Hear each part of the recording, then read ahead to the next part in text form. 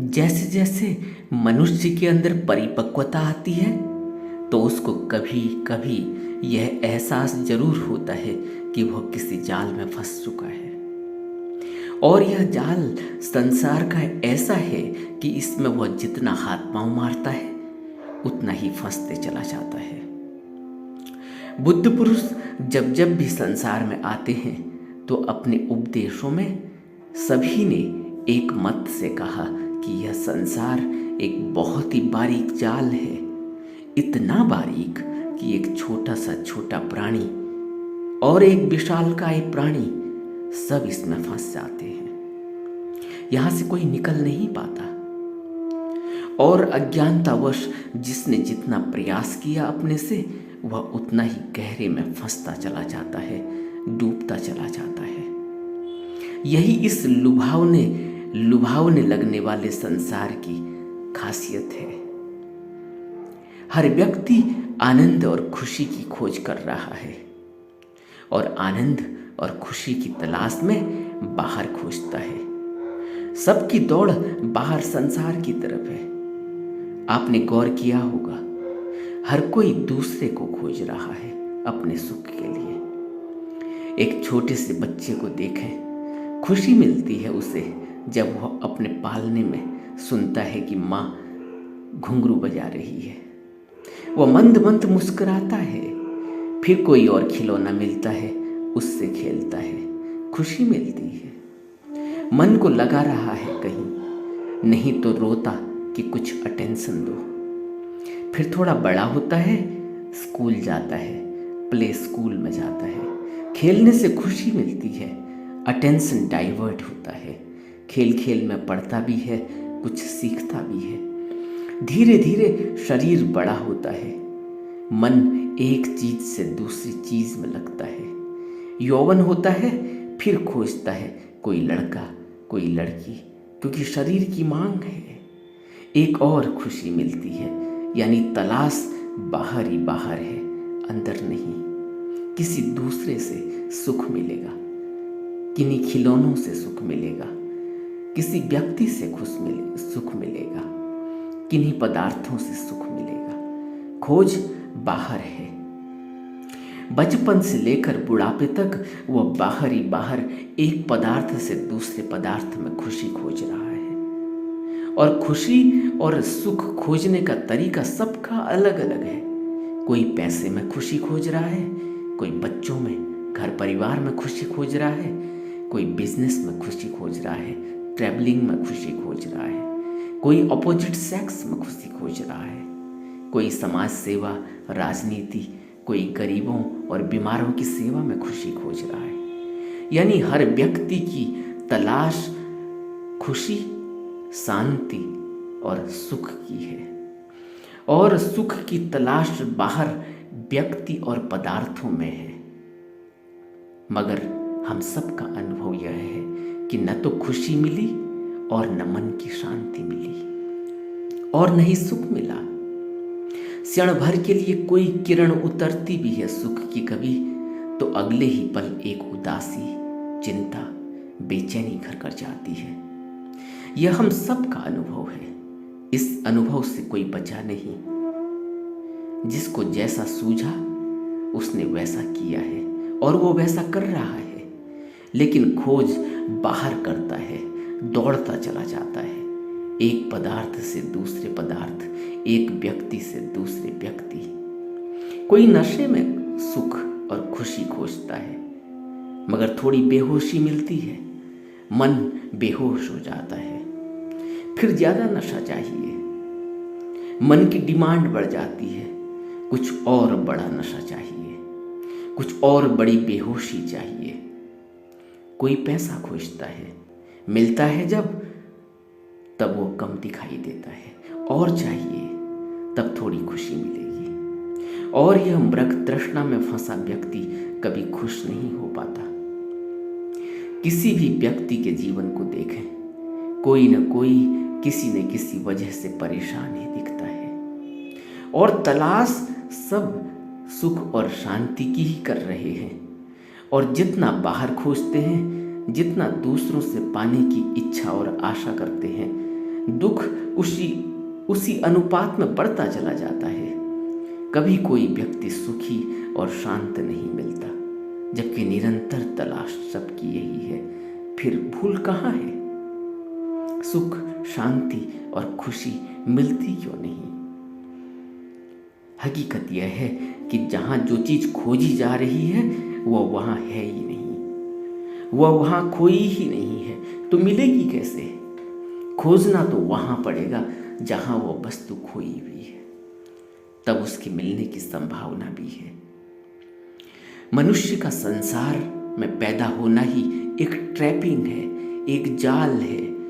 और अब इस ट्रैपिंग में और इस जाल में, इस खाई में वह इतनी बुरी तरह से फंस चुका है कि जितने हाथ पांव मारता है उतना ही दलदल में नीचे घुसता चला जाता है। और इस ट्रैपिंग से उसे वही निकाल सकता है जो पहले उस ट्रैपिंग में न हो, उस जाल से मुक्त हो, उस दलदल से ऊपर हो। अब प्रश्न उठता है कि कौन इस जाल से मुक्त है और कौन हमारे ऊपर कृपा करेगा, दया करेगा।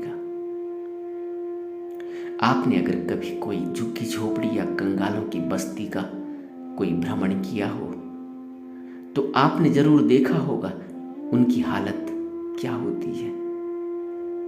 वहीं गंदी नाली बह रही है, वहीं आदमी औरत झगड़ा कर रहे हैं, वहीं नंगे बच्चे घूम रहे हैं जिन्होंने बरसों से नहाया नहीं, वहीं खेल रहे हैं, वहीं सूअर घूम रहे हैं, वहीं गंदगी पड़ी है, वहीं नशा करके लोग झगड़ा कर रहे हैं, नशे में धुत हैं।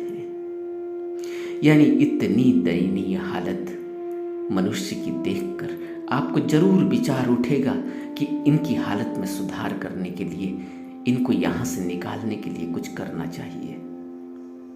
और आप तन मन धन से लग जाते हैं, एनजीओ बना देते हैं, उनको उत्थान के लिए, उनके उत्थान के लिए, उनको उस हालत से ऊपर निकालने के लिए कार्य शुरू कर देते हैं। क्यों? क्योंकि पहले तो आप मुक्त हैं, आप उस अवस्था से ऊपर हैं, ऐसी जगह से तब यह कर पा रहे हैं। दूसरा, आप बौद्धिक स्तर से, विचार स्तर से उनसे ऊपर हैं, आपकी सोच बड़ी है।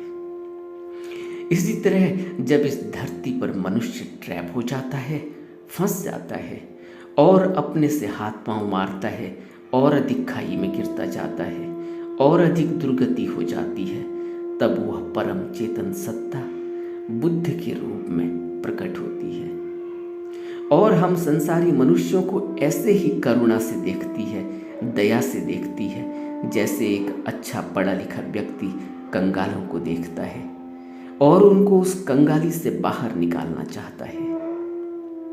बुद्ध पुरुष मनुष्य को इतना ही दुखी देखते हैं, उसकी कंगालों की तरह हालत पर उनको करुणा और दया आती है।